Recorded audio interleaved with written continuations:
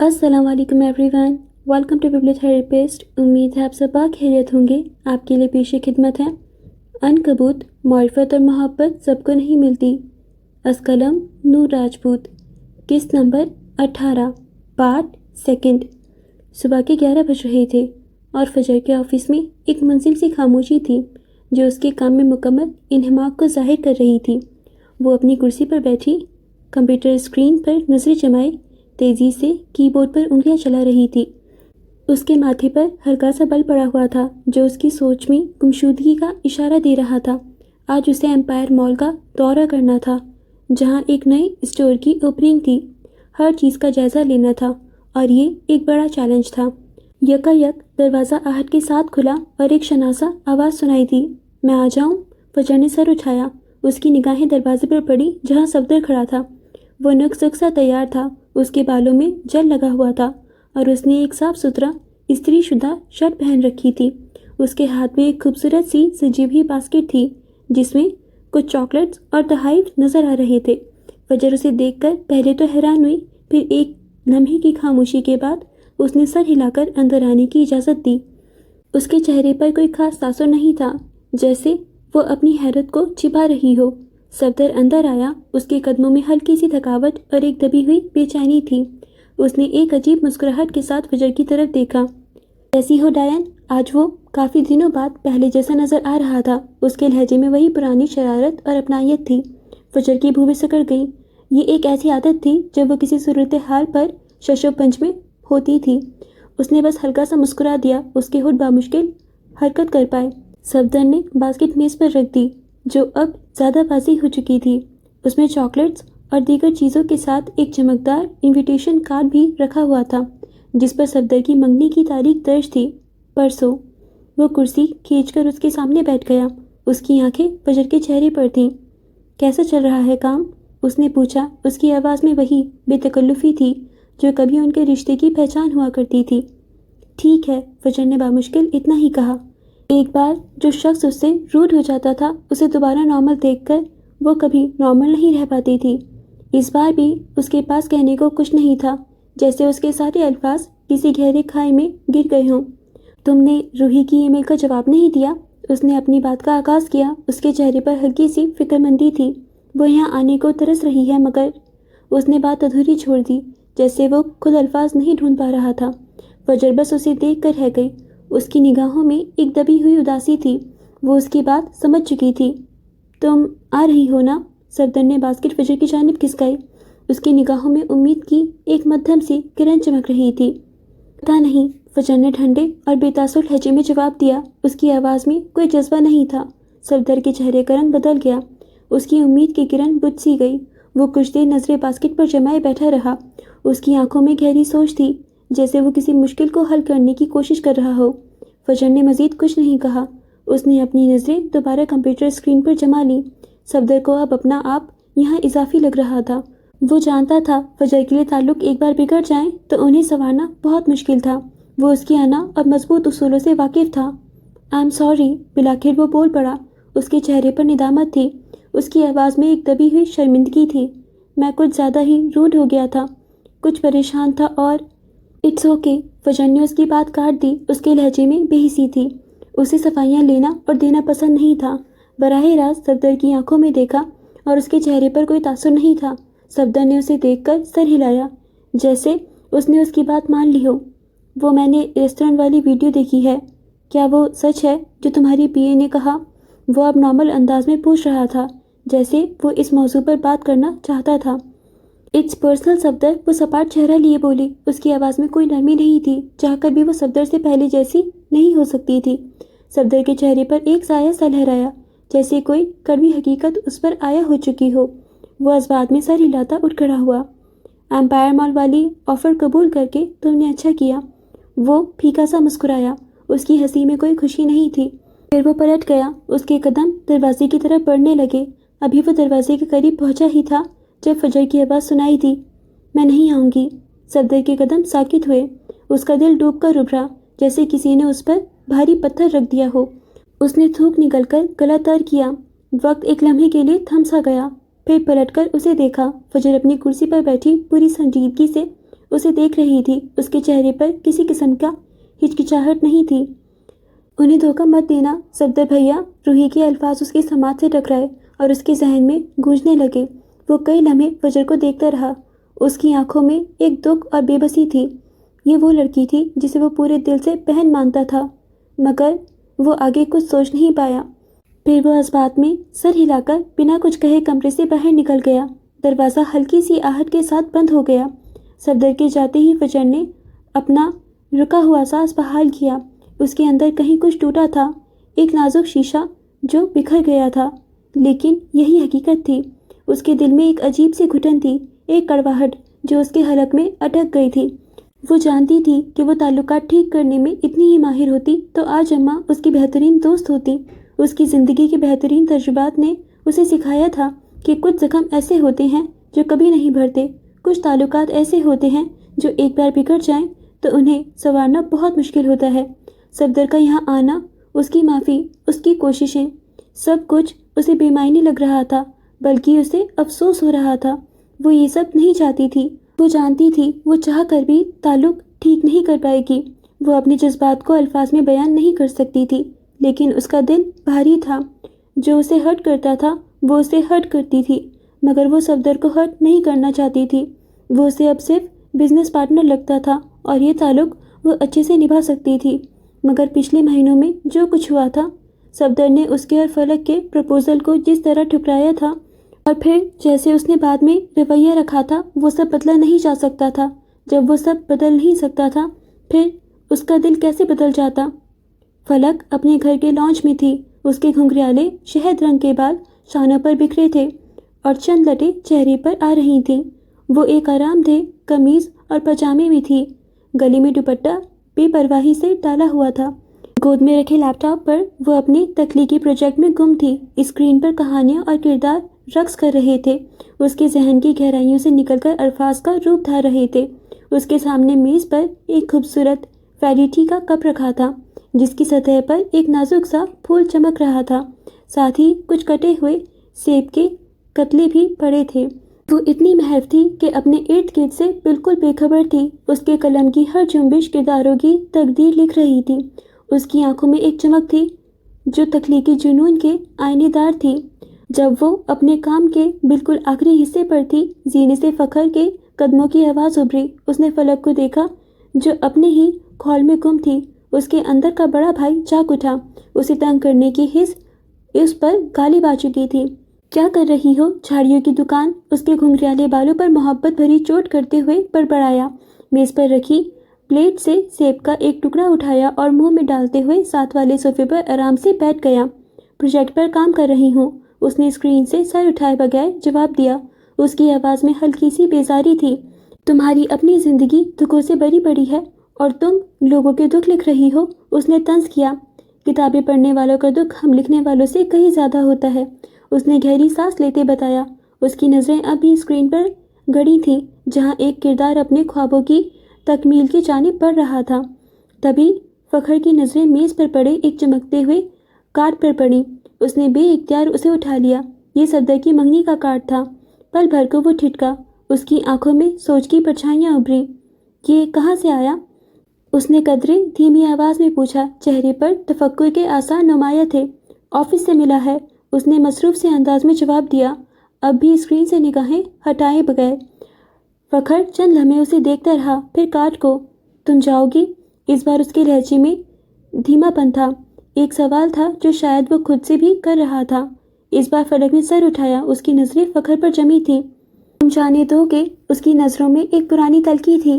वो उसे जताने की कोशिश कर रही थी कि उसे बामुश्किल ही कहीं जाने की इजाज़त मिलती थी।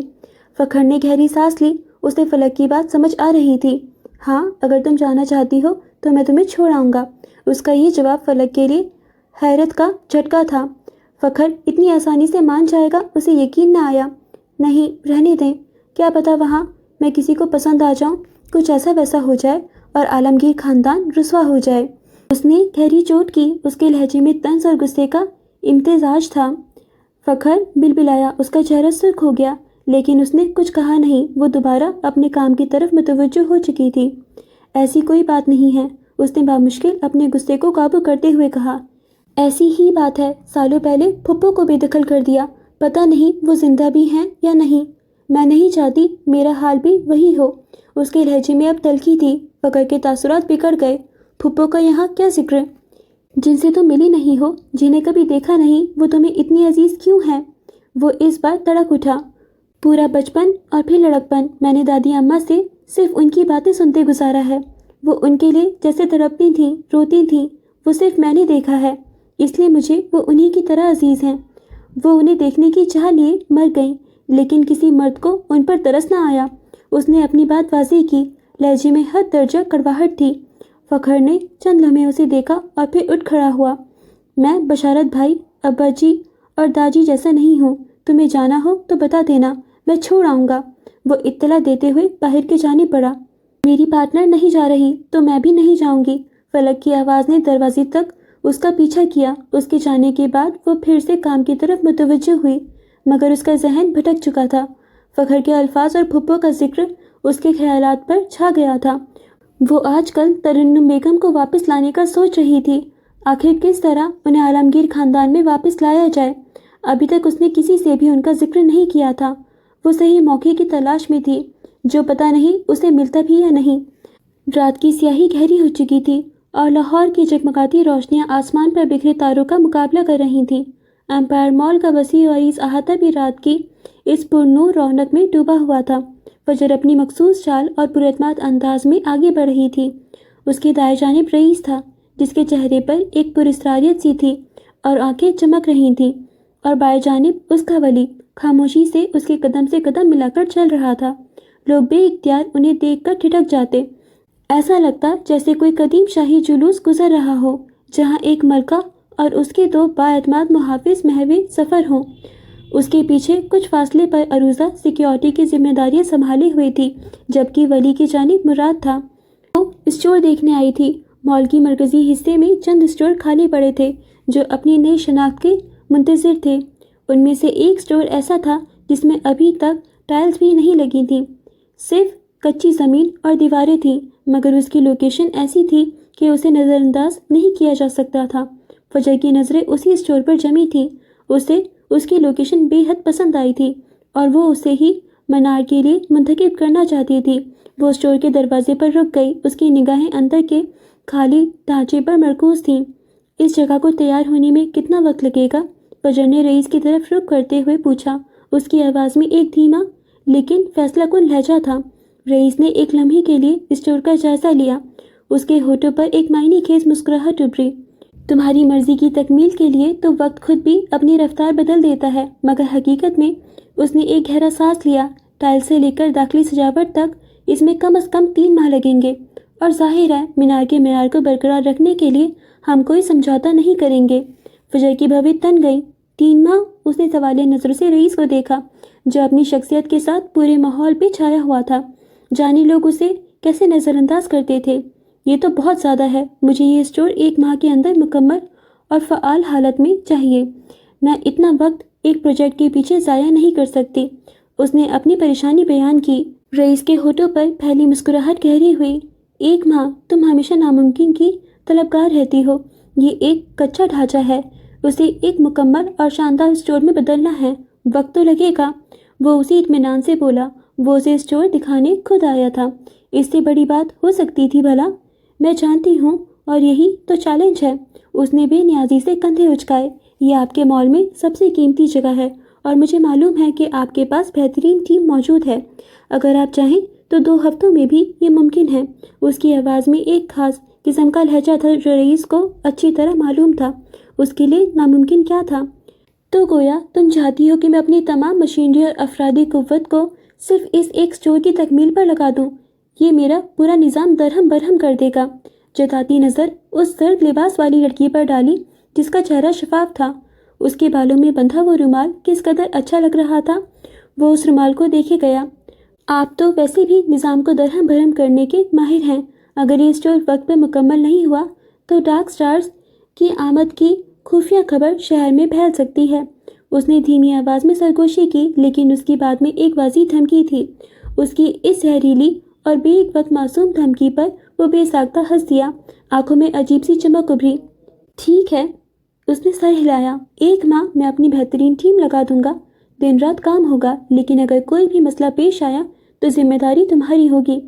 میں تیار ہوں، فجر نے مختصر جواب دیا۔ اس کی نظریں دوبارہ اسٹور کے خالی حصے پر جم گئیں۔ مجھے یہاں ایک ایسی فضا چاہیے جہاں قدم رکھتے ہی ہر لڑکی کو یہ احساس ہو کہ اس کے خوابوں کو پر لگ گئے ہیں۔ یہ صرف ایک اسٹور نہیں ہوگا، یہ ایک نئی پہچان کا مرکز ہوگا۔ رئیس نے اس کی بات غور سے سنی۔ لیکن یاد رکھنا، یہ معاہدہ صرف کاروبار کا نہیں، ایک طاقتور شخصیت کا بھی ہے۔ مجھے معلوم ہے، اس نے رئیس کی آنکھوں میں دیکھا۔ طاقت کا مقابلہ طاقت سے ہی ہوتا ہے۔ باہر ولی اور مراد تھوڑے فاصلے پر کھڑے آپس میں باتیں کر رہے تھے، جبکہ عروضہ سیکیورٹی آفس کا چکر لگانے گئی تھی۔ جیسے ہی فجر اور رئیس اسٹور سے باہر نکلے، مراد کے معدے میں درد کی ایک شدید لہر اٹھی۔ یہ درد اس کے لیے نیا نہیں تھا۔ جب بھی فجر اس کے آس پاس ہوتی، اس کے اندر ایک عجیب سی بے چینی اور چڑچڑاہٹ جاگ اٹھتی تھی۔ وہ فوراً فجر کی طرف مڑا۔ اس کے چہرے پر ایک شیطانی مسکراہٹ تھی۔ مکری، میں نے تمہیں رات خواب میں دیکھا تھا، اس نے ڈرامائی انداز میں کہا، آواز میں شرارتی چمک تھی۔ تم جہنم کے بالکل بیچوں بیچ کھڑی تھی اور تمہارے بالوں میں آگ لگی ہوئی تھی، بالکل ٹارچ کی طرح۔ وہ ہنسا، ایک ایسی ہنسی جو پتھر کو بھی پگھلا دیتی، خوفناک ہنسی۔ فجر نے ایک لمحے کو اپنی آنکھیں تنگ کی، جیسے مراد کی بات اس کے دماغ میں تیز رفتار سے پروسیس ہو رہی ہو۔ پھر اس کے ہونٹوں پر بھی ایک شیطانی مسکراہٹ پھیلی۔ اوہ، واقعی کمال ہے، اس نے اپنے مخصوص دھیمے اور پراعتماد لہجے میں کہا، جس میں زہر میں ڈوبی مٹھاس تھی۔ میں نے بھی آپ کو خواب میں دیکھا تھا، آپ اور آپ کے پیارے ڈارک لارڈ، رئیس کی طرف ہلکا سا اشارہ کرتے ہوئے۔ اسی جہنم میں شعلوں کے آغوش میں ایسے جل بھن رہے تھے کہ آپ کو دیکھ کر باربیکیو بھی شرما جائے۔ آپ کے سر پر سیب کی ٹوکریاں تھیں اور آپ کباب بننے کی آخری اسٹیج پر تھے۔ مراد کی ہنسی جیسے کسی نے بٹن دبا کر بند کر دی ہو۔ وہ حیرت سے فجر کو دیکھنے لگا، جس نے اس کے ساتھ ساتھ رئیس کو بھی نہیں بخشا تھا۔ رئیس نے حیرت سے اسے دیکھا، جیسے پوچھ رہا ہو، آخر میں نے کیا کیا؟ پھر تعصب سے سر ہلایا۔ وہ دونوں نہیں سدھر سکتے تھے۔ جبکہ ولی بے ساختہ ہنس دیا۔ اس سے پہلے کہ مراد کو جواب دیتا، وہ پھر سے گویا ہوئے۔ اور سب سے دلچسپ بات یہ تھی کہ اس جہنم کا سارا ایندھن آپ کے فضول لطیفوں سے بنا تھا، اور جو آگ لگی تھی وہ آپ کی جلنے کی بھوک کی وجہ سے مزید بھڑک رہی تھی۔ مراد کو لگا جیسے کسی نے اس پر ٹھنڈا پانی کی بالٹی الٹ دی ہو۔ دیکھو تم، اس نے کہنے کو انگلی اٹھائی، یقیناً آج پھر میں ایسا کچھ دیکھوں گی اور کل آ کر بتاؤں گی کہ آگے کیا ہوا۔ مراد نے 100 بار خود پر لعنت بھیجی۔ آخر پنگا لیا ہی کیوں؟ چلے رئیس صاحب، بہت ہو گئی جہنم کی باتیں، اب مجھے آپ کی اس جنت سے باہر نکلنا ہے۔ رئیس نے اپنی دبی مسکراہٹ کو آخرکار ایک گہرے سانس میں دباتے ہوئے کہا، جی محترمہ، پہلے آپ۔ اس نے ہاتھ سے آگے اشارہ کیا اور وہ اپنا چشمہ آنکھوں پر جماتی آگے بڑھ گئی۔ وہی مغرورانہ چال۔ مراد ابھی بھی وہیں کھڑا تھا۔ اس نے حیرانی سے ولی کو دیکھا۔ اس کا چہرہ ابھی تک ٹماٹر کی طرح سرخ تھا۔ کیسے جھیلتے ہو اسے؟ اس کے لہجے میں اب بھی حیرانی اور ہلکی سی شکست تھی۔ وہ اپنے ذہن میں جملے بنا رہا تھا کہ اگلا حملہ اس پر کیا کرنا تھا۔ ولی نے اپنے دونوں ہاتھوں کی طرف دیکھا اور پھر کندھے اچکا دیے، کبھی کانچ لگوا کر تو کبھی کانٹا گھسوا کر۔ ہاں، بس یوں ہی گزر رہی تھی۔ رات کی سیاہی گہری ہو چکی تھی اور شہری روشنیاں فلک کے کمرے کی کھڑکی سے اندر جھانک رہی تھیں۔ لیپ ٹاپ بند تھا اور وہ سونے کی تیاری کر رہی تھی۔ اس نے اپنے گھنگریالے شہد رنگ کے بالوں کو ڈھیلی چوٹی میں باندھ لیا تھا اور اب اپنے بیڈ کے کنارے پر بیٹھی کمفرٹر کو درست کر رہی تھی۔ دن بھر کے کام کی تھکن اور فخر کے ساتھ ہونے والی تلخ گفتگو نے اسے نڈھال کر دیا تھا۔ اچانک دروازے پر ہلکی سی دستک ہوئی اور پھر دروازہ کھلنے کی آواز آئی۔ فاقرہ مسکراتی ہوئی اندر داخل ہوئی۔ اس کے چہرے پر ہمیشہ کی سی نرمی تھی۔ ابھی تک جاگ رہی ہو؟ اس نے دھیمی آواز میں پوچھا اور بیڈ کی پائٹی پر بیٹھ گئی۔ بس سونے کی تیاری ہی کر رہی ہوں، آج کام زیادہ تھا، یہ پروجیکٹ مشکل ہے، زیادہ محنت لگتی ہے اور زیادہ طاقت بھی۔ فاقرہ نے سر ہلایا۔ میں جانتی ہوں تم اپنی کہانیوں میں بہت جان ڈال دیتی ہو، مگر اپنی صحت کا بھی خیال رکھا کرو، اتنی رات دیر تک جاگتی رہتی ہو۔ بس جب تخلیقی جنون سوار ہو تو پھر نیند کا خیال نہیں رہتا۔ اس نے لحاف کو مزید سیدھا کرتے ہوئے کہا۔ اس کی نظریں ابھی فاقرہ پر تھیں، جیسے وہ جاننا چاہ رہی ہو کہ فاقرہ کے آنے کا اصل مقصد کیا تھا۔ ایک لمحے کی خاموشی چھا گئی، جس میں فاقرہ نے قدرے ہچکچاہٹ محسوس کی۔ پھر اس نے گہرا سانس لیا، جیسے کوئی اہم بات کہنے کی تیاری کر رہی ہو۔ فلک، وہ میں تم سے کہنا چاہ رہی تھی کہ तुम उस मंगनी पर ज़रूर जाओ। फाखरा ने आखिरकार मुद्दा बयान किया। उसकी आवाज़ में एक खास किस्म की संजीदगी थी। ये सुनते ही फलक पर जैसे हैरत का एक शदीद सदमा लगा। उसके हाथ में पकड़ा कंफर्टर साकित हो गया। उसकी आंखें हैरत से फैल गईं। उसे अपनी समात पर यकीन नहीं आ रहा था। सफदर की मंगनी, और उसे वहाँ जाने का कहा जा रहा था, वो भी फखर की तरफ से। खैरियत तो है, उसने बामुश्किल अपने आप को संभालते हुए कहा। उसका लहजा अब सीधा और सवालिया था। आज तुमने और फखर ने क्या खाया है? ये कैसी बातें कर रहे हो? उसने कंफर्टर दुरुस्त करते हुए खुद को बेड पर संभाला और वो पूरी तरह चौकस थी। फाखरा ने फलक के चेहरे पर उभरते तासुरात को महसूस किया और उसके लहजे में मज़ीद संजीदगी आ गई। मेरी बात गौर से सुनो फलक, फखर चाहता है तुम उस तकरीब में लाजमी जाओ। उसने एक लम्हे को तौक़ुफ़ किया। उस तकरीब का ऑर्गेनाइज़र रजब रज़ा है। वो चाहता है तुम उससे एक बार मिल लो। रजब रज़ा, ये नाम फलक के कानों में गूंजा तो जैसे उस पर घर की छत गिर गई थी। उसका हलक खुश्क हो गया। उसे अब समझ आया था कि फखर क्यों बार बार उससे सफदर की मंगनी पर जाने के बारे में पूछ रहा था। इसका मतलब था कि फखर रजब से राब्ते में था। रजब की एक छोटी सी इवेंट ऑर्गेनाइज़र कंपनी थी, लेकिन काम के लिहाज से अच्छी थी। फलक के दिल में एक अजीब सी हूक उठी। उसकी आंखों के सामने रईस का चेहरा लहराया। उसकी ज़हीन आंखें और पुरस्रार मुस्कुराहट। दिल में दर्द की एक लहर उठी, मगर उसने पलकें झपक कर नमी को अंदर धकेला। रजब से रिश्ता पक्का तो कर दिया गया था, मगर अभी तक बाकायदा मंगनी की रस्म नहीं हुई थी। इसका मतलब था कि उसे अब भी एक मौका मिल सकता था, या शायद ये आखिरी मौका हो। खैरियत है? फलक ने अपने लहजे में सख्ती लाने की कोशिश की, जो नाकाम रही।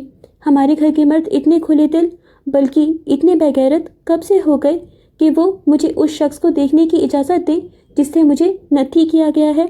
उसका हलक कड़वा हो रहा था और उसके अंदर एक बगावत जाग रही थी। फाखरा ने उसकी तलखी को महसूस किया और गहरी सांस ली। फखर को तुम्हारा एहसास है। वो चाहता है तुम दोनों एक बार मिल लो ताकि तुम्हें मज़ीद कोई शिकायत ना रहे। ये तुम्हारा मुस्तकबिल है फलक। फखर इसलिए परेशान है कि तुम दोनों ने कभी एक दूसरे को देखा तक नहीं। अभी तो मेरा जाने का कोई इरादा नहीं है, उसने बात ख़त्म करने के अंदाज में कहा। उसने तकिया दुरुस्त किया और लेट गई। कंफर्टर को अपनी गर्दन तक खींच लिया, जैसे दुनिया से अपना ताल्लुक काट रही हो।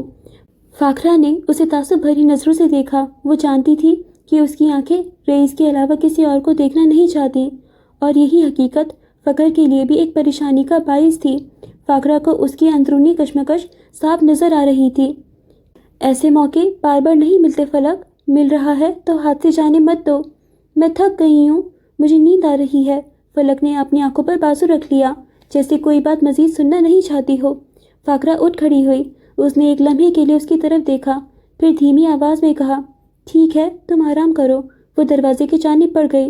बत्ती बुझा दें, उसने बाजू हटाए बगैर कहा तो फाखरा ने लाइट ऑफ की और कमरे से बाहर निकल गई, जबकि पीछे फलक अपने घायल वजूद के साथ लेटी रह गई। उसके जहन में रजब रज़ा का नाम और रईस का चेहरा मुसलसल घूम रहा था। एक गैर यकीनी मुस्तकबिल उस पर मुंतज़िर था। वो नहीं जानती थी आगे क्या होने वाला था, और सो तो अब नहीं सकती थी। नींद कोसों दूर भाग चुकी थी। वो अपना थका टूटा जिस्म और जहन लिए यूं ही लेटी रही। मॉल से स्टोर देखने के बाद फजर रात गए घर वापस लौटी। वली उसे घर छोड़कर खुद वापस पलट गया था। आज दिन भर उसने वली को ज़्यादा नहीं देखा था, मगर जैसे ही वो अंदर दाखिल हुई, घर की फ़िज़ा देखकर हैरान रह गई। अंदर हज़ारों किताबों के ढेर लगे हुए थे। 2-3 कम उम्र लड़के काम कर रहे थे।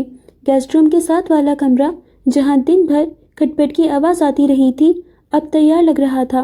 वो सब कुछ हैरत से देख रही थी जब बानो की नज़र उस पर पड़ी और वो लपक कर उसकी जानिब आई।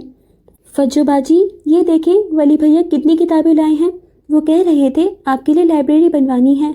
वही बन रही है, बानो ने पुरजोश अंदाज में बताया, जबकि फजर अभी तक हैरान थी। वली ने कहा था वो लाइब्रेरी बनवा देगा, और उसने वाकई ये कर दिखाया था। इसीलिए तो वो आज दिन भर तकरीबन गायब रहा था, लेकिन उसे ये देखकर बिल्कुल भी अच्छा नहीं लगा था। उसने गहरी सांस ली और बिना कुछ कहे जीनों की जानिब बढ़ गई। नीचे काम यूं ही जारी था। फ्रेश होकर जब वो नीचे आई तो उसका चेहरा सपाट था। समझ नहीं आ रहा था कि वो कैसे रिएक्ट करे। بالکل خاموشی سے کھانا کھایا اور پھر وہی لانچ میں بیٹھی رہی۔ اس کا ذہن خالی تھا۔ مزید 2 گھنٹے کی محنت کے بعد لائبریری مکمل طور پر تیار ہو چکی تھی۔ کام کرنے والے لڑکوں نے اسے بتایا کہ کام پورا ہو گیا ہے اور اگر وہ کوئی تبدیلی چاہتی ہیں تو وہ کر دیں گے۔ فجر نے صرف گردن ہلائی اور وہ اجازت لے کر چلے گئی۔ وہ اٹھ کر لائبریری کی جانب بڑھی۔ اندر داخل ہوتے ہی اسے لگا جیسے دنیا بدل گئی ہو۔ یہ محض ایک کمرہ نہیں تھا، یہ ایک خواب تھا جو حقیقت کا روپ دھار چکا تھا۔ کمرے کی دیواروں پر گہرے چاکلیٹی رنگ کی لکڑی کی شیلف نصب تھی جو فرش سے چھت تک پھیلے ہوئے تھے۔ ان شیلفوں میں ہزاروں کتابیں نہایت سلیقے سے ترتیب دی گئی تھیں، کچھ رنگوں کے حساب سے، کچھ موضوعات کے حساب سے اور کچھ مصنفین کے حروف تہجی کے اعتبار سے۔ کتابوں کی مہک نے پورے کمرے کو اپنی لپیٹ میں لے رکھا تھا، ایک ایسی خوشبو جو فجر کے لیے دنیا کی سب سے دلکش خوشبو تھی۔ کمرے کے درمیان میں ایک نرم و گراز گہری نیلے رنگ کا بڑا سا صوفہ رکھا تھا جس کے ساتھ ایک چھوٹی کافی ٹیبل اور ایک لمبا پتلا لیمپ تھا جو ہلکی زرد روشنی بکھیر رہا تھا۔ کونے میں ایک خوبصورت لکڑی کی بنی ریڈنگ چیئر تھی جس پر ایک گرم کمبل رکھا تھا جیسے کسی نے ابھی ابھی وہیں بیٹھ کر پڑھا ہو۔ کھڑکی کے پاس ایک چھوٹی سی میز اور کرسی رکھی تھی۔ پوری لائبریری میں ایک عجیب سی پرسکون اور علمی فضا چھائی ہوئی تھی۔ یہ ہر لحاظ سے فجر کی شخصیت کا عکس تھا۔ کئی لمحے وہ سینے پر ہاتھ باندھے لائبریری کو دیکھتی رہی۔ اس کی آنکھوں کی جلن اچانک ہی بڑھ گئی۔ پھر اس نے صوفے پر ایک جانب گرتے ہی ولی کا نمبر ملایا۔ اسکرین پر ابھی بھی بہروپیہ آدمی چمک رہا تھا۔ پہلے ہی بیل پر فون اٹھا لیا گیا۔ کہیں کیسا لگا سرپرائز؟ ولی کی آواز میں مسرت صاف جھلک رہی تھی۔ یہ کیا کیا ہے تم نے؟ اس کی آواز میں حیرت، شکر گزاری اور ہلکا سا غصہ بھی شامل تھا۔ کیوں کیا؟ کس سے پوچھ کر کیا؟ تمہیں پسند نہیں آئی کیا؟ اس کا لہجہ اب فکریہ تھا۔ پسند؟ فلک نے اپنی زہریلی ہنسی ضبط کی۔ یہ سب کر کے کیا ثابت کرنا چاہتے ہو؟ تمہیں لگتا ہے میں تم سے یوں متاثر ہو جاؤں گی؟ لہجہ طنزیہ تھا۔ اس لیے بنوائی ہے کیونکہ یہ تمہارا خواب ہے اور میں تمہارا ولی ہوں۔ تمہاری پسند ناپسند کا خیال رکھنا میری ذمہ داری ہے۔ میری خوابوں کی فہرست بہت لمبی ہے، تم خود کو بیچ بھی دو تو پوری نہ کر پاؤ۔ تمسخر اڑاتا انداز تھا۔ وہ چند لمحے چپ رہا، پھر اس کے نرم سی آواز ابھری، بیگم آپ خواب دیکھیں، پوری کرنے کی کوشش میں کروں گا۔ اس کی آواز میں سنجیدگی تھی۔ وہ کئی لمحے کچھ بول ہی نہ پائی۔ یہ آدمی واقعی اپنے کہے پر عمل کرتا تھا۔ تمہیں یہ سب کرنے کی ضرورت نہیں ہے۔ کئی لمحوں بعد اس کی آواز سنائی دی۔ وہ اب آنکھیں مسل رہی تھی، البتہ آواز میں پہلے جیسی تلخی نہیں رہی تھی۔ میں نہیں کروں گا تو کون کرے گا؟ اس کا الٹا سوال ابھرا۔ پیسے کہاں سے آئے اتنے؟ فجر نے اس کا سوال نظر انداز کیا۔ دوسری جانب خاموشی چھا گئی۔ امیر باپ سے لیے ہیں یا امیر کبیر ماموں سے؟ وہ چاہ کر بھی نرم رویہ نہیں رکھ پا رہی تھی۔ تمہارے خوابوں کو پورا کرنے کے لیے مجھے ان کے پیسوں کی ضرورت نہیں ہے۔ وہ بھی خفا ہوا۔ اچھا تو پھر؟ ایک ریکارڈنگ فروخت کی ہے اپنی۔ یہ وہی ریکارڈنگ تھی جس کے لیے جارج اور نیل آپس میں لڑتے تھے۔ وہ اسے بیچنا نہیں چاہتا تھا مگر اس کے لیے کچھ بھی۔ فجر نے گہری سانس لی، الفاظ دم توڑ گئے۔ وہ چند لمحے لیمپ سے نکلتی زرد روشنی کو گھورتی رہی۔ میرے لیے یہ سب مت کرو، وہ کافی دیر بعد گویا ہوئی۔ لہجے میں ہلکا سا احتجاج تھا۔ یہ میرا حق ہے، آپ مجھے روک نہیں سکتی۔ وہ اسی سنجیدگی سے بولا، خیر رات کافی ہو گئی ہے، آرام کریں، شب بخیر۔ اس نے بنا کچھ کہے فون بند کر دیا۔ فجر نے ایک نظر فون کی اسکرین کو دیکھا اور پھر اٹھ کھڑی ہوئی۔ لائبریری کی بتی بجھاتی وہ باہر نکل گئی۔ رات کا گہرا سکوت کمرے کی دیواروں میں مقید تھا۔ باہر ہواؤں کا شور جیسے کوئی آصف بیان کر رہا تھا۔ رئیس اپنے وسیع و عریض کمرے میں قد آدم آئینے کے سامنے کھڑا تھا۔ اس کے برہنہ جسم پر کمکموں کی مدھم روشنی پڑ رہی تھی۔ آرام دہ ٹراؤزر میں ملبوس اس کے گیلے بال ماتھے اور گردن پر بکھرے تھے جن سے پانی کے قطرے آہستہ آہستہ پھسل کر اس کے چوڑے شانوں پر گر رہے تھے۔ کمرہ پرتعیش تھا، ہر شے کرینی سے سجی تھی، مگر اس وقت اس آرائش و زیبائش کی کوئی اہمیت نہیں تھی۔ آئینے میں نظر آنے والا شخص کسی جنگ سے لوٹے ہوئے سپاہی کا تھا، ایک ایسا سپاہی جس نے جنگ تو جیت لی تھی مگر اپنی روح ہار آیا تھا۔ اس کا سینہ اور پیٹھ کسی نقشے کی طرح تھے، ایک ایسا نقشہ جو اذیت، بربریت اور بقا کی داستان سناتا تھا۔ ان گنت زخموں کے نشان، کچھ گہرے اور بدھے، کچھ ہلکے اور مدھم، اس کی جلد پر کھدرے ہوئے تھے۔ یہ محض نشان نہیں تھے، یہ اس کے ماضی کے وہ سیاہ باب تھے جنہیں وہ ہر روز جیتا تھا، ہر روز مرتا تھا۔ ایک خاص نشان جو اس کی بائیں پسلی سے شروع ہو کر ناف کے قریب ختم ہوتا تھا، آج بھی کبھی کبھار درد کی ایک ٹیس بن کر ابھرتا تھا، جیسے کوئی پرانا زخم تازہ ہونے کی ضد کر رہا ہو۔ اس کی پیٹھ ان نشانوں سے بھری ہوئی تھی۔ آئینے میں اپنے عکس کو گھورتے ہوئے اس کی آنکھوں میں ایک سرد اور بے رحم چمک ابھری۔ ماضی کسی تیز دھار خنجر کی طرح اس کے تصور کے پردے پر لہرایا۔ وقت پیچھے کی جانب تیزی سے بھاگا۔ ایک بوسیدہ تاریک گودام کی مدفن ہوا میں لوہے اور خون کی ملی جلی بو رچی ہوئی تھی۔ 17 سالہ رئیس کی آنکھیں خوف اور بے بسی سے پھیلی ہوئی تھیں۔ اس کا کمزور جسم دھول اور خون میں لت پت فرش پر پڑا تھا۔ اس کے کپڑے تار تار تھے اور اس کا جسم اذیت سے کانپ رہا تھا۔ چند کہے اس کے کانوں میں پگھلے ہوئے سیسہ کی طرح اتر رہے تھے۔ وہ بے حس درندہ صفت مرد اس کے گرد کھڑے تھے۔ ان کی آنکھوں میں حیوانی ہوس اور فتح کا نشان تھا۔ آج ہم تمہاری اکڑ نکال دیں گے، ایک کرخت آواز گونجی۔ ایسا سبق سکھائیں گے کہ زندگی بھر سر اٹھانے کے قابل نہیں رہے گا۔ تمہیں اپنے اورنگزیب ہونے پر شرمندگی ہوگی۔ ایک لمحے کے لیے اس نے بھاگنے کی کوشش کی، اپنی تمام تر قوت مجتمع کر کے اٹھنا چاہا، مگر ایک بھاری بوجھ اس کی کمر پر پڑا اور وہ کرہا کر رہ گیا۔ درد کی ایک شدید لہر اس کے پورے وجود میں دوڑ گئی۔ وہ چیخا، چلایا، مگر اس کی آواز گودام کی اونچی چھت سے ٹکرا کر دم توڑ گئی۔ ان درندوں کے لیے اس کی چیخیں کسی موسیقی سے کم نہ تھیں۔ وہ اسے نوچ رہے تھے، کھسوٹ رہے تھے۔ ان کے ناخن اس کے جسم میں گڑ رہے تھے، جیسے کوئی بھوکا بھیڑیا اپنے شکار کو بھنبھوڑ رہا ہو۔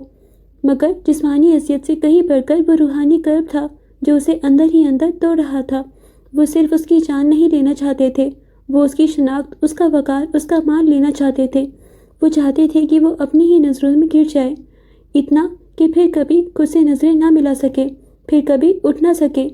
اذیت کے اس طوفان میں ایک لمحہ ایسا آیا جب اس کے اندر کا خوف ایک آتش فشاں کی طرح پھٹ پڑا۔ جب موت اور ذلت کے بیچ انتخاب کا وقت آیا تو اس نے مزاحمت کا فیصلہ کیا۔ اس کا ہاتھ قریب ہی پڑی ایک ٹھنڈی وزنی شے سے ٹکرایا۔ وہ ایک لوہے کی سلاخ تھی۔ اس کے ٹھنڈے لمس نے اس کے اندر بجھتی ہوئی چنگاری کو ہوا دے دی۔ ایک وحشیانہ قوت کے ساتھ اس نے سلاخ کو پکڑا اور آنکھیں بند کر کے گھمایا۔ ایک دلخراش چیخ بلند ہوئی، پھر دوسری اور پھر تیسری۔ جب اس نے آنکھیں کھولی تو منظر بدل چکا تھا، کہے گراہوں میں تبدیل ہو چکے تھے۔ اس نے ایک جنونی کی طرح سلاخ برسانا شروع کر دی۔ وہ نہیں جانتا تھا کہ وہ کس کو مار رہا تھا، کہاں مار رہا تھا، بس مار رہا تھا۔ اسی افراتفری میں ایک سلاخ دہکتے کوئلوں پر گری۔ لمحوں میں وہ سلاخ دہکنے لگی۔ ان میں سے ایک درندے نے وہی دہکتی ہوئی سرخ سلاخ اٹھائی اور اس کی پیٹھ پر رکھ دی۔ ایک ایسی چیخ اس کے حلق سے نکلی جو انسانی نہیں لگتی تھی۔ جلتے ہوئے گوشت کی بو نے گودام کی فضا کو مزید زہریلا کر دیا، مگر یہ اذیت اس کے جنون کو کم نہ کر سکی۔ اس نے آخری وار کیا اور پھر اپنی تمام تر بچی کچی ہمت مجتمع کر کے دروازے کی طرف بھاگا۔ اس کا وجود جل رہا تھا، خون رس رہا تھا، مگر اس وقت اسے صرف بھاگنا تھا، اس جہنم سے دور، بہت دور، بہت دور۔ اور وہ بھاگ آیا تھا، بہت دور۔ اس نے بہت اونچی اڑان بھر لی تھی۔ آج وہ سب سے بلند تھا، آج وہ ایک سلطنت کا رئیس تھا۔ مگر کچھ گھاؤ ایسے ہوتے ہیں جو روح تک کو گھائل کر جاتے ہیں، کچھ گھاؤ جو کبھی نہیں بھرتے۔ پانی کا ایک قطرہ اس کے ماتھے سے پگھل کر اس کی آنکھ میں گرا اور وہ خیالوں کی دنیا سے باہر آ گیا۔ اس نے آئینے میں اپنے عکس کو دیکھا۔ اس کی آنکھوں میں اب خوف نہیں بلکہ ایک سرد آگ دہک رہی تھی۔ وہ 17 سالہ لڑکا اسی گودام میں مر چکا تھا۔ جو وہاں سے نکلا تھا وہ کوئی اور تھا، ایک ایسا شخص جس نے اپنی روح کو اذیت کی بھٹی میں جلا کر فولاد بنا لیا تھا۔ اس کے لبوں پر ایک تلخ مسکراہٹ ابھری۔ اس کے دشمنوں نے اسے توڑنا چاہا تھا، مگر اس نے خود کو ایک ایسے عفریت میں بدل دیا تھا جو اب کسی کے قابو میں آنے والا نہیں تھا۔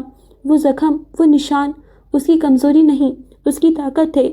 وہ اسے ہر لمحہ یاد دلاتے تھے کہ دنیا کتنی بے رحم ہے اور زندہ رہنے کے لیے کتنا بے رحم بننا پڑتا ہے۔ اس نے ہاتھ بڑھا کر آئینے کو چھوا۔ اس کا لمس برف کی طرح سرد تھا۔ تم نے مجھے مارنا چاہا تھا، وہ اپنے عکس سے مخاطب تھا۔ اس کی آواز میں ایک بھیانک گونج تھی۔ دیکھو، میں آج بھی زندہ ہوں اور تم سب مر چکے ہو۔ یہ کہہ کر وہ مسکرایا، ایک ایسی مسکراہٹ جس میں فتح کا غرور تو تھا مگر خوشی کا شائبہ تک نہیں تھا۔ یہ ایک ایسے شخص کی مسکراہٹ تھی جس نے سب کچھ چھن جانے کے بعد سب کچھ حاصل کر لیا تھا، مگر اس قیمت پر کہ وہ خود کو ہمیشہ کے لیے کھو چکا تھا۔ یہاں ہر شخص سروائیور ہے، ہر شخص نے اپنی بقا کے لیے جانے کیا کچھ کھویا ہے۔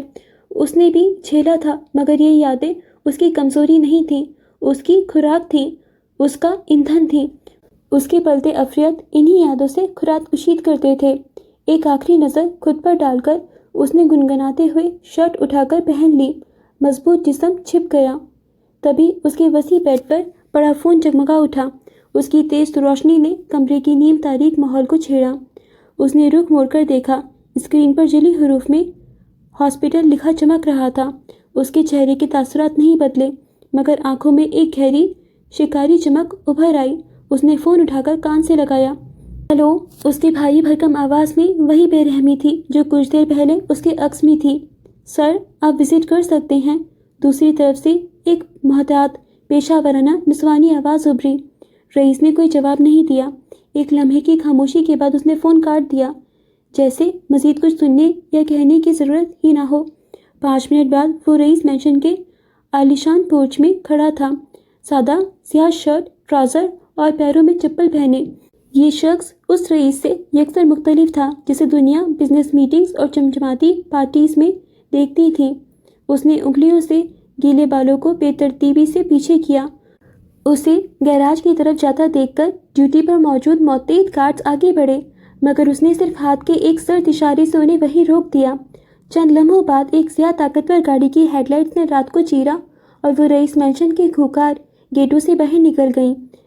روشنیوں میں نہایا ہوا سفید مینشن پیچھے یوں کھڑا رہ گیا جیسے کوئی سفید ہاتھی اپنے مالک کے سیاہ رازوں کا گواہ ہو۔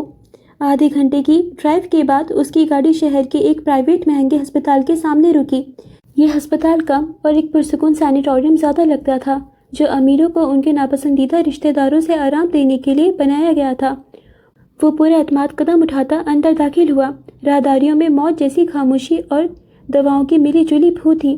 وہ ایک مخصوص کمرے کے سامنے رکا جس پر کوئی نام نہیں تھا، صرف ایک نمبر درج تھا۔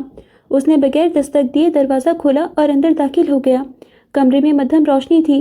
سامنے ہی ایک شخص وہیل چیئر پر بیٹھا تھا جس کا سر ایک طرف بے جان انداز میں ڈھلکا ہوا تھا، آنکھیں چھت پر کسی نادیدہ نقطے پر جمی تھی۔ کمرے کی ہوا میں مایوسی اور شکست کی بو رچی ہوئی تھی۔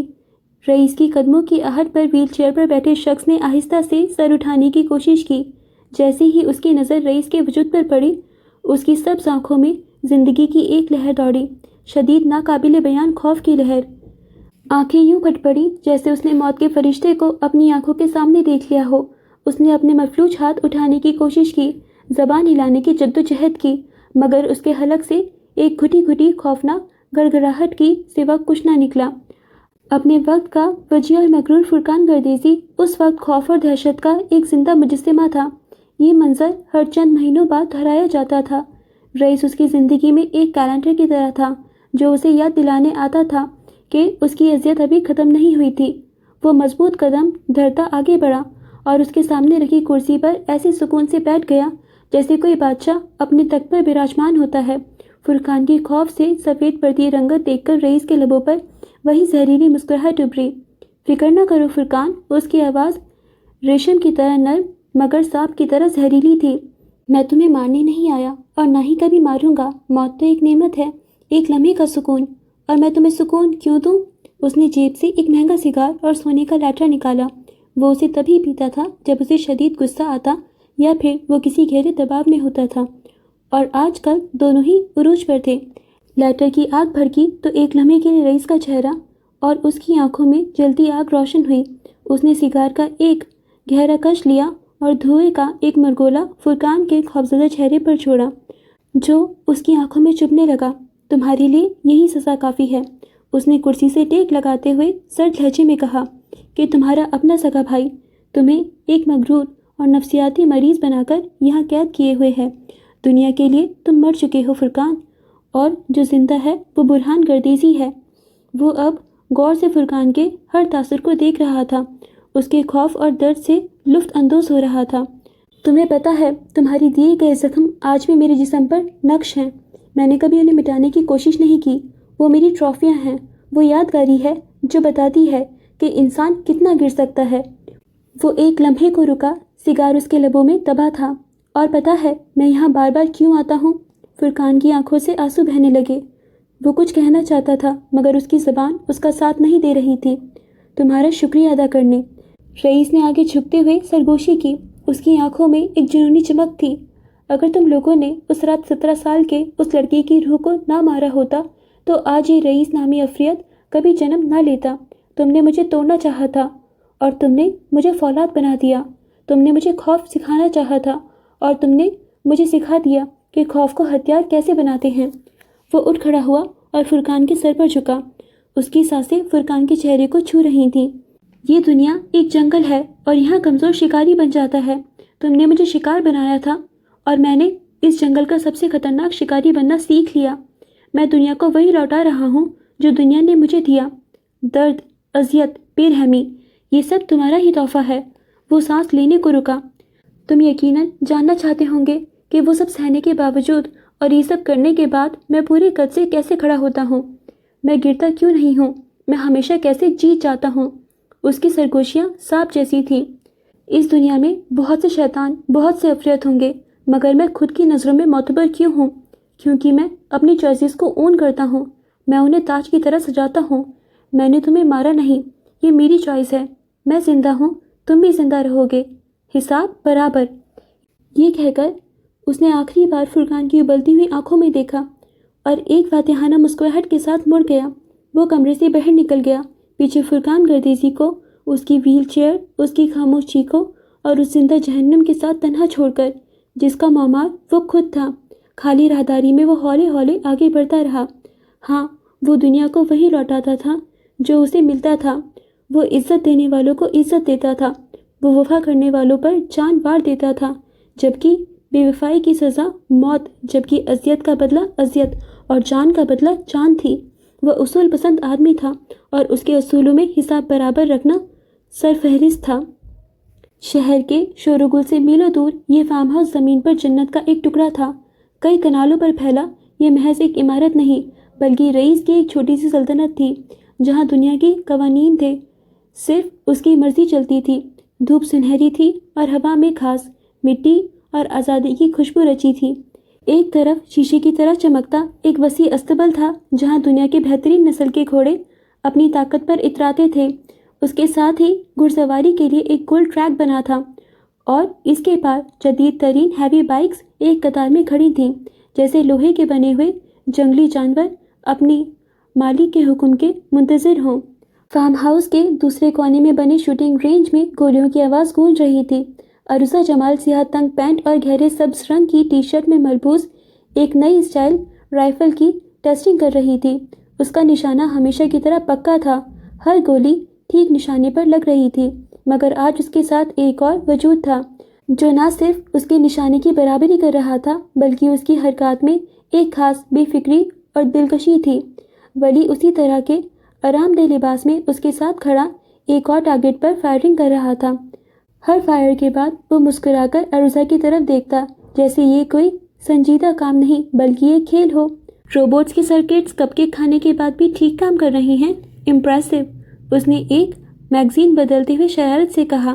عروسہ کے سنجیدہ چہرے پر ایک لمحے کے لیے کوئی تاثر نہ ابھرا مگر پھر اس کے لبوں کے کونے بامشکل دکھائی دینے والی ایک جنبش کے ساتھ اوپر اٹھے. میرے سرکٹس ہمیشہ ٹھیک کام کرتے ہیں اسکار. اس کی آواز میں معمول کی سرد مہری کی جگہ ایک ہلکی سی نرمی تھی. البتہ تمہاری صلاحیتیں تمہارے لاؤبالی پن سے کہیں زیادہ ہیں. تم نے یہ سب کہاں سے سیکھا؟ یہ پہلا موقع تھا کہ اس نے ولی کی ذات میں دلچسپی ظاہر کی تھی. ولی نے کندھے اچکائے. اس کی آنکھوں میں ایک گہری چمک تھی جس میں ماضی کے کئی راز دفن تھے.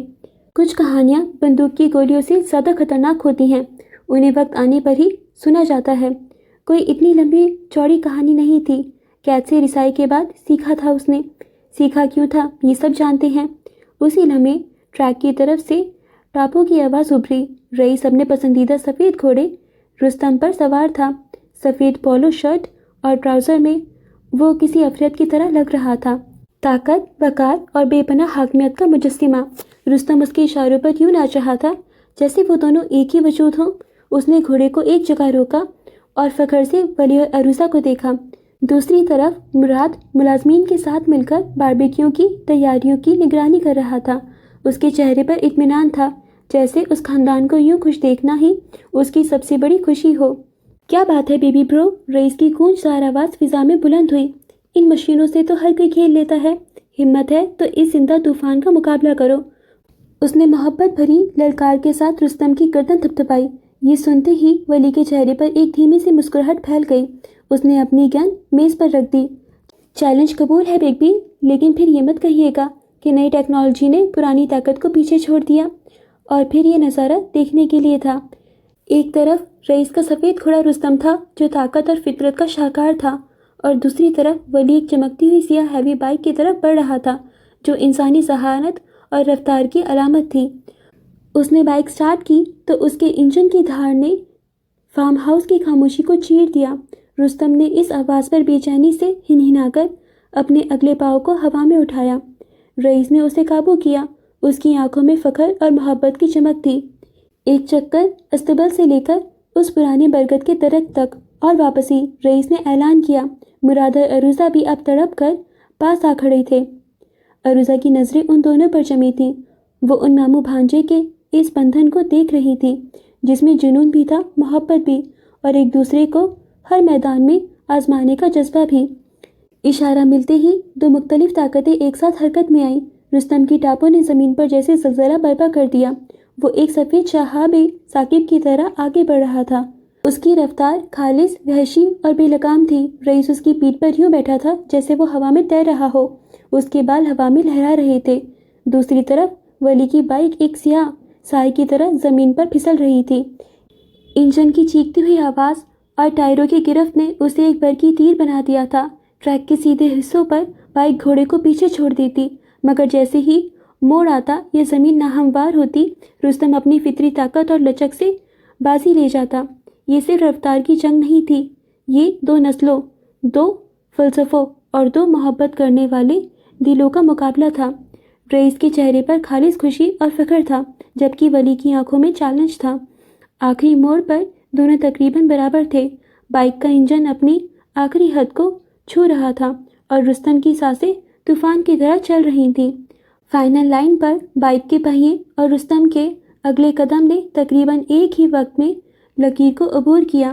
ایک لمحے کے لیے خاموشی چھا گئی، صرف انجن کا ٹھنڈا ہونے کی ٹک ٹک اور گھوڑے کے گہرے سانسوں کی آواز باقی رہ گئی۔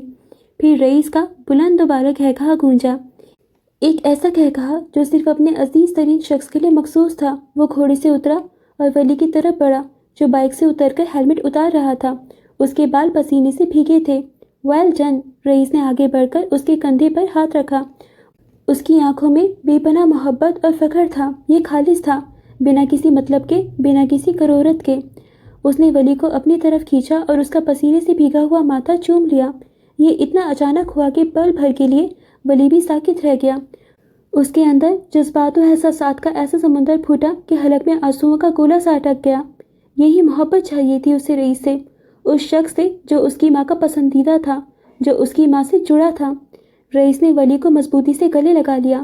اس لمحے میں وہ بے رحم ڈارک لارڈ نہیں، بلکہ صرف ایک بگ بی تھا جسے اپنے بھانجے پر دنیا کی ہر چیز سے زیادہ فخر ہو رہا تھا۔ اس ایک لمحے کو وہ سالوں سے جینا چاہتا تھا، مگر اس کا اپنا کوئی ساتھ نہیں تھا۔ کبھی کبھی سب ہوتے ہوئے بھی انسان رشتوں کو ترستا ہے، اور اس رشتے نے اس کے سارے شک دور کر کے اس کا دل تک جگہ بنا لی تھی۔ اس کے آنے سے سب کتنا پرفیکٹ ہو گیا تھا۔ عروسہ دور کھڑی یہ منظر دیکھ رہی تھی۔ اس کی نظریں ولی پر تھیں جو اب لاابالی انسان کی طرح خوشی سے جھومتے ہوئے ان کی جانب بڑھ رہا تھا۔ یس یس یس، میں جیت گیا، میں جیت گیا، وہ اچھل رہا تھا۔ یہ خالص جذبات تھے۔ پھر عروسہ نے گردن تھوڑا دائیں جانب گرائی تو ولی کا وجود مبہم ہوا اور اس کے عین پیچھے رئیس کا وجود واضح ہوا۔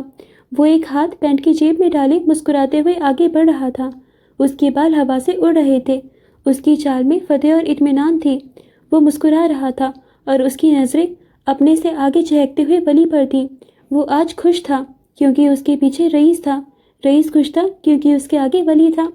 آج عروضہ کو رئیس کا وہ روپ نظر آیا تھا جو دنیا سے پوشیدہ تھا، ایک محبت کرنے والا، حفاظت کرنے والا وجود۔ اور ولی جو کل تک اس کے لیے صرف ایک نشان زدہ چہرے والا ساتھی تھا، آج اسے اس سلطنت کا حقیقی وارث نظر آ رہا تھا۔ اس کے دل میں پہلی بار احترام کے ساتھ ایک عجیب سے احساسات نے جنم لیا۔ شاید روبوٹ کے اندر بھی کوئی انسانی جذبہ بیدار ہو رہا تھا۔ یہ سب کتنا پرفیکٹ تھا نا، بالکل خواب جیسا۔ ہر انسان کی زندگی میں وہ چند لمحے ضرور آتے ہیں جب لگتا ہے زندگی پرفیکٹ ہے، جیسے کوئی فیری ٹیل چل رہی ہو، سب ہماری مرضی کے مطابق ہو رہا ہوتا ہے۔ اس وقت رئیس کو یہی لگ رہا تھا، سب اس کی مرضی کے مطابق چل رہا تھا، ولی کے نزدیک سب ٹھیک ہو رہا تھا۔ عروضہ اور مراد خوش تھے کہ وہ رئیس کو دھوکہ نہیں دے گا، مگر سب بھول گئے تھے خوابوں کی عمر زیادہ لمبی نہیں ہوتی۔ وہ سب کس قدر تیزی سے خوفناک انجام کی طرف بھاگ رہے تھے، انہیں اندازہ بھی نہیں تھا۔ کاش کے وقت یہیں رک جاتا، کاش۔ اوکے ڈیئر فرینڈس، تو آج کے لیے بس اتنا ہی۔ میں امید کرتی ہوں کہ آپ ناول کو انجوائے کر رہے ہوں گے، ناول آپ کو ایکسائٹ کر رہا ہوگا کہ آگے کیا ہوگا، آپ انگیج ہو رہے ہوں گے۔ اینڈ ڈیئر فرینڈس، آنیسٹلی مجھے بھی کافی مزہ آ رہا ہے، اور اسٹوری جیسے آگے بڑھتی جا رہی ہے اور نئی نئی چیزیں ہمیں پتہ چلتی جا رہی ہیں تو اور زیادہ ایکسائٹمنٹ ہو رہی ہے۔ آج والے ایپیسوڈ میں جو سب سے زیادہ مجھے ایموشنل پارٹ لگا تھا وہ رئیس والا تھا، مطلب کس طریقے سے رئیس پہ ٹارچر ہوا گائز، وہ اتنا زیادہ ایموشنل تھا۔ یہ سب تو ڈیزرو نہیں کرتا تھا رئیس، تو اگر وہ اب ایسے ریئیکٹ کر رہا ہے تو ایک حد تک ویلڈ بھی ہے، بٹ جب وہ کبھی کبھی کچھ زیادہ بےحس ہو جاتا ہے تو مجھے لگتا ہے کہ ایسا کیوں کر رہا ہے۔ بٹ جو اس کے ساتھ ہوا، جس طریقے سے اس پہ تشدد ہوا، جس طریقے سے اس پہ ٹارچر ہوا اور جس طریقے سے اس کو مارا گیا، وہ تو کسی کے ساتھ بھی نہیں ہونا چاہیے نا۔ تو جو پھر رئیس کے ساتھ ہوا ہے وہ ان سب کا بدلہ پھر اپنے دھوکہ دینے والوں سے یا خود کو چیٹ کرنے والوں سے یا اپنا نقصان کروانے والوں سے لیتا ہے۔ تو وہ کیا کرے، جو اس کے ساتھ ہوا اور جتنی بھی بری ایکسپیرینسز رئیس نے فیس کیے وہ ان سب کو اپنی لائف میں اب دوبارہ نہیں آنے دینا چاہتا، تو اسی لیے وہ ڈارک لارڈ بن گیا ہے اور اسی وجہ سے وہ ایسے کرتا ہے، ایسے ریئیکٹ کرتا ہے۔ سو گائز، مجھے رئیس کے لیے آج والے ایپیسوڈ میں واقعی کافی برا لگا۔ سو فرینڈس، مجھے کبھی بھی رئیس سے کوئی اٹریکشن فیل نہیں ہوئی، بٹ جو بھی اس کے ساتھ ہوا ہے اس وجہ سے مجھے ہمیشہ اس کے ساتھ سمپیتھائزنگ فیلنگ آتی ہے، بیکاز مجھے لگتا ہے جو اس کے ساتھ ہوا بالکل بھی نہیں ہونا چاہیے تھا، بہت غلط ہوا، اور اسی وجہ سے رئیس کے اندر اتنی نیگیٹیوٹی آ گئی ہے، اتنا ایول بن گیا ہے وہ۔ سو ایسا نہیں ہوتا۔ بٹ دیکھیں نا، رئیس جس انسان کے ساتھ لائل ہوتا ہے، جس کے ساتھ آنیسٹ ہوتا ہے، جیسے مراد، عروضہ، ولی، اس کے ساتھ وہ آنیسٹ ہی رہتا ہے، اس کے ساتھ لائل ہی رہتا ہے، اس سے اگر محبت کرتا ہے تو وہ سچی محبت کرتا ہے۔ اب اس کو اس کی محبت بھی نہیں ملی، مینار نے بھی اس کو چیٹ کیا اور مینار کی وجہ سے رئیس کی پوری فیملی اس سے دور ہو گئی، تو پھر رئیس کیا کرے؟ جو بھی اس کے ساتھ ہوا، جو بھی اس پہ ٹارچر ہوا، جو بھی اس کو فزیکل، مینٹل یا ایموشنل سفرنگس فیس کی ہیں، تو ان وجہ سے وہ اتنا نیگیٹو ہو گیا ہے، تو وہ چیز ہم ایک بار کو پھر بھی اگنور کر سکتے ہیں۔ تو رئیس اتنا برا بھی نہیں ہے، ٹھیک ہے یار وہ۔ اب بات کریں ولی اور رئیس کے بانڈ کی، تو گائز وہ تو کافی زیادہ، بہت زیادہ پیور اور بہت زیادہ اچھا بانڈ ہے۔ ولی کی طرف سے بھی آنیسٹی ہے اور رئیس کی طرف سے بھی، بس ولی نے اپنے اور فجر کے نکاح کے بارے میں رئیس کو نہیں بتایا، جو گائز مجھے پتہ ہے آگے جا کے پرابلم کریٹ کرے گا، رئیس بیٹریٹ فیل کرے گا اور ہو سکتا ہے کہ ولی کو پھر وہ ٹرسٹ نہ کر پائے، تو یہ بات مجھے ہمیشہ ہانٹ کرتی رہتی ہے۔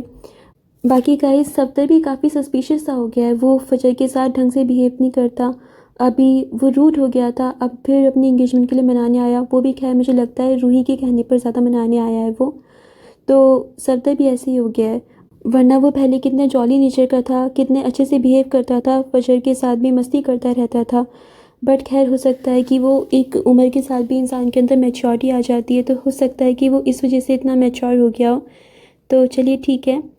باقی اگر بات کریں فلک کی، تو گائز مجھے فلک کے لیے ہمیشہ برا لگتا ہے، مجھے فلک سب سے زیادہ پیاری لگتی ہے اس ناول میں، اور اس کی فیملی اس کے ساتھ کیوں کرتی ہے ایسا؟ وہ رئیس سے محبت کرتی ہے، رئیس سے اس کی بچپن میں انگیجمنٹ کروائی اور اب انگیجمنٹ نہیں رہی، تو اب کوئی رجب رضا نام کا شخص آ گیا اور اس کے ساتھ اس کی فیملی اس کو فورس کر رہی ہے کہ اس سے شادی کر لو، اس سے مل لو، اس سے بانڈ اپنا کریٹ کر لو. کیوں کر لے بھائی؟ اس کو رئیس پسند تھا، اس کے لیے تو آپ اسٹینڈ نہیں لے پائے. مناتے رئیس کو کہ کرو ہماری بیٹی سے شادی، نہیں منا پائے نا آپ رئیس کو. تو آپ بیٹی کو کیوں فورس کر رہے ہو کہ کسی بھی رجب سے شادی کر لے؟ نہیں کرنی اس کو شادی تو نہیں کرنی. اور اگر اس کو 1% رجب نہیں پسند آیا تب سپورٹ کریں گے اس کے فیملی والے؟ بالکل نہیں کریں گے. تو پھر فلک اپنی زندگی کے ساتھ کیوں کمپرومائز کرے؟ کیوں لڑکیاں ہمیشہ کمپرومائز کریں؟ مجھے یہ بات سمجھ نہیں آتی. چلیں اب دیکھیں گے کہ فلک کے ساتھ کیا ہوتا ہے، وہ کدھر اینڈ اپ کرتی ہے، رجب کیسا انسان نکلتا ہے، وہ تو ہمیں آگے ہی پتہ چلے گا. باقی گائز ہمیشہ کی طرح مجھے ولی اور فجر کے جو سینز ہیں بہت پیارے لگتے ہیں. جس طریقے سے بھی ولی فجر کو ٹیز کرتا ہے یا اس کے ساتھ رومانٹک ہوتا ہے تو وہ اتنے زیادہ کیوٹ مومنٹس ہوتے ہیں. ابھی اس نے اس کے لیے لائبریری بنوائی. یار کیا کرتے ہو ولی؟ اتنا بار بار دل کے کون جیتتا ہے بار بار اتنا دل؟